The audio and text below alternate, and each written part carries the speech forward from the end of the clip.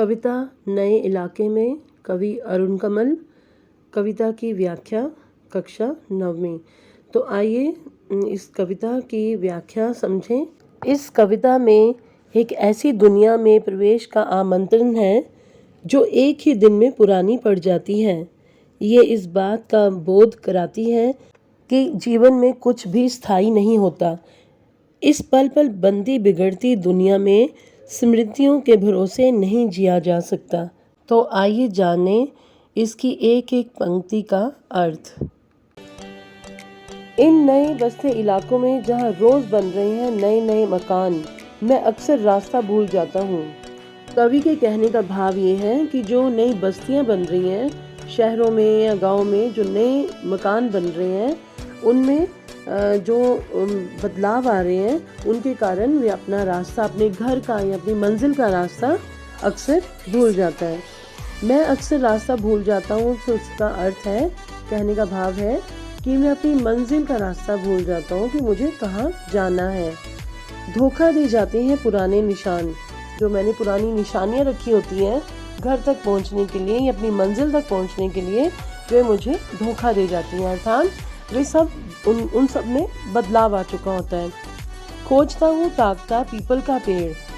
वो निशानियाँ कौन सी हैं? पहली निशानी उसने क्या बताई है? पीपल के पेड़ की निशानी। कि वह ताकना का मतलब हो गया देखना, खोजना हो गया तलाशना। तो कहते हैं कि मैं पीपल के पेड़ की तलाश करता हूँ, जिसे मैंने एक निशानी के रूप में रखा हुआ था। खोजता हूँ ढहा हुआ घर, एक जो ध्वस्त हुआ अर्थात टूटा फूटा सा घर जिसको मैंने निशानी के तौर पे रखा हुआ था, मैं उसे ढूंढता हूँ कि वो कहाँ गया। और ज़मीन का खाली टुकड़ा जहाँ से बाएं मुड़ना था मुझे, कि जहाँ से उसे बाएं मुड़ना था, अर्थात ऐसी जगह, ऐसी ज़मीन का टुकड़ा जो खाली पड़ा था, जिस पर कोई घर नहीं बना था, उसकी उसने निशानी रखी होती है कि वहाँ से बाएं मुड़कर उसे 2 मकान छोड़कर आगे बिना रंग वाले फाटक का, मतलब फाटक हो गया गेट या दरवाज़ा, लोहे के फाटक का एक घर था, एक मंजिला, मतलब एक मंजिला उसका घर था। उस तक पहुंचने के लिए उसने वो जो निशानियां रखी थी वो सब गुम हो जाती हैं, मतलब उनमें बदलाव आ जाता है। होता क्या है, जो पेड़ है वो काट दिया जाता है, वहाँ पर फिर से कुछ और चीज़, कोई नई चीज़ का निर्माण हो जाता है, कोई नई बिल्डिंग बन जाती है। जो ज़मीन का खाली टुकड़ा होता है उस पर भी इमारत खड़ी हो जाती है। जो ध्वस्त हुआ घर होता है, जो टूटा फूटा घर होता है, जो उसने निशानी के रूप में रखा होता है, उसे तोड़ दिया जाता है एक नया घर बनाने के लिए। तो ये चीज़ें जो उसकी निशानियाँ थी अपने घर तक पहुँचने के लिए, वो सब की सब गुम हो जाती हैं। तो आगे वो क्या कहता है, और मैं हर बार एक घर पीछे चल देता हूँ या 2 घर आगे ठकमकाता। मतलब क्या है उसके कहने का, कि हर बार जब मुझे वो निशानियाँ नहीं दिखती हैं तो मैं, या तो हर बार मेरे साथ क्या होता है कि मैं एक घर पीछे धीरे धीरे चलता हूँ। ठकमकाना का मतलब क्या है, धीरे धीरे चलना या डगमगाते हुए चलना, कि रास्ता न मिलने पर कंफ्यूज जैसा हो जाना। तो वो कहता है कि या तो मैं धीरे धीरे एक घर पीछे चला जाता हूँ या फिर 2 घर आगे निकल जाता हूँ, कि मुझे समझ में नहीं आता कि मेरा घर कौन सा है। ऐसा नहीं है कि कवि को अपना घर नहीं मालूम है या रास्ता नहीं मालूम है। इस कविता के माध्यम से वो ये समझाने की कोशिश कर रहा है कि दुनिया में इतनी तेज़ी से बदलाव आ रहे हैं कि जो भी बातें हैं वो ऐसे लग रही हैं कि हमारी याददाश्त कहीं ना कहीं ख़राब हो चुकी है, या हम ही भूल रहे हैं, हमारी ही स्मृति, हमारी ही याददाश्त कमज़ोर होती जा रही है, हमें ऐसा लगना शुरू हो गया। ये उसका कवि के कहने का भाव है। यहाँ रोज़ कुछ बन रहा है, रोज़ कुछ घट रहा है।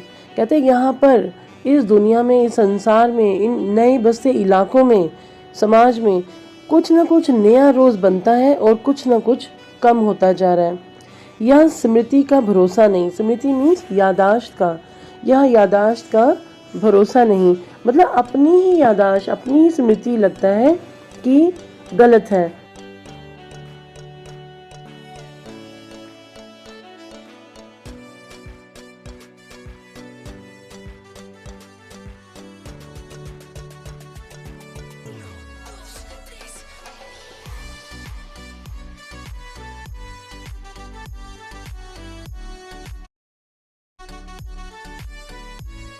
संसार में रहते हुए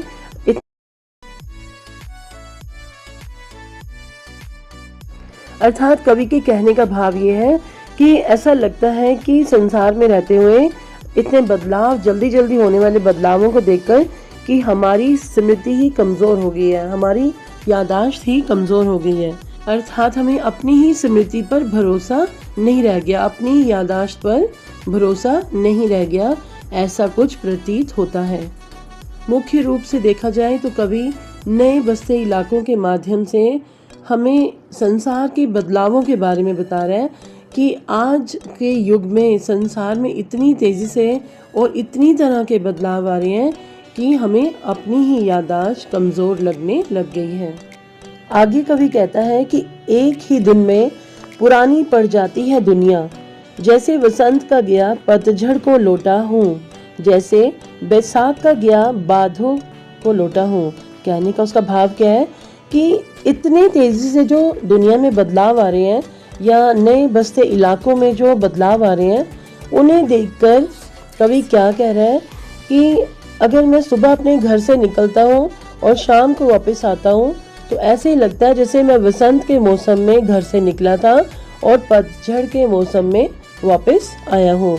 या फिर उसे ऐसा लगता है कि जैसे वे बैसाख के मौसम में घर से निकला था और भादों को लौटा है, मतलब भादों के मौसम में, बरसात के मौसम में वापस लौटा है। कहने का उसका भाव क्या है कि इतने ज़्यादा और इतनी तेज़ी से होने वाले बदलावों को देखकर लगता है जैसे वे बड़े महीनों के बाद अपने घर वापस लौटा हो। अब यही है उपाय कि हर दरवाज़ा खटखटाओ और पूछो क्या यही है वो घर।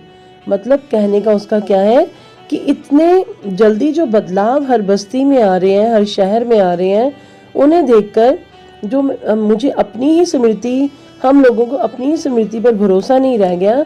अब तो एक यही उपाय रह गया है कि हर दरवाजे को खटखटाया जाए और पूछा जाए कि क्या यही वो घर है जहाँ पर हमें पहुँचना था।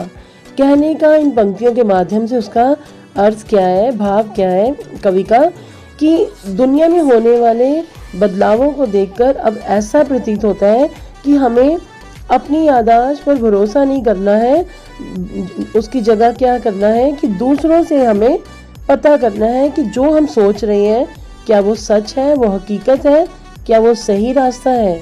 मतलब इस तरह की के हालात जो हैं वो दुनिया में हो चुके हैं। आगे कवि कह रहा है, समय बहुत कम है तुम्हारे पास, आ चला पानी ढहा आ रहा आकाश, शायद पुकार ले कोई पहचाना ऊपर से देखकर। पहले इन पंक्तियों का सरल अर्थ समझ लेते हैं कि कवि कहता है कि तुम्हारे पास समय बहुत कम है। कहने का उसका भाव ये है कि अपने घर तक पहुंचने के लिए तुम्हारे पास कम समय है, क्योंकि आकाश से पानी बरसने वाला है। देखो लिखा है ना, आ चला पानी ढहा आ रहा आकाश। आकाश हो गया आकाश, पानी बहाने के लिए मतलब पानी गिरने वाला है, बारिश आने वाली है। शायद पुकार ले कोई पहचाना ऊपर से देखकर। अब तो यही उम्मीद है कि कोई ऊपर से देखकर, जो बड़ी बड़ी इमारतें बनी हैं उनके ऊपर से अगर जो भी तुम्हारा घर है वहाँ से कोई जाना पहचाना तुम्हें देखकर पहचान ले और तुम्हें पुकार ले घर की ओर। अब इसका डीप मीनिंग समझो। इसके माध्यम से, इन पंक्तियों के माध्यम से कवि ये कहना चाहता है कि दुनिया में जो इतनी तेज़ी से बदलाव आ रहे हैं, जो इतनी तेज़ रफ्तार से दुनिया, संसार प्रगति के रास्ते पर, प्रगति के पथ पर आगे बढ़ रही है, उसे देखते हुए कवि का मानना ये है कि अगर हम संसार के साथ कदम से कदम मिलाकर नहीं चलेंगे तो हम अपना रास्ता भूल जाएंगे या हम पीछे रह जाएंगे। तो फिर यही एक उम्मीद रह जाएगी, यही एक आशा रह जाएगी कि आगे बढ़ने वाले लोग हमें पुकार कर अपने साथ मिला लें। तो कहने का इस पूरी कविता के माध्यम से कवि का भाव ये है कि हमें संसार में होने वाले बदलावों का ज्ञान होना चाहिए। अगर हमें ज्ञान नहीं होगा तो हम पिछड़े हुए कहलाएंगे, हम पीछे रह जाएंगे। तो हमें संसार के साथ चलना, कदम से कदम मिलाकर चलना आना चाहिए।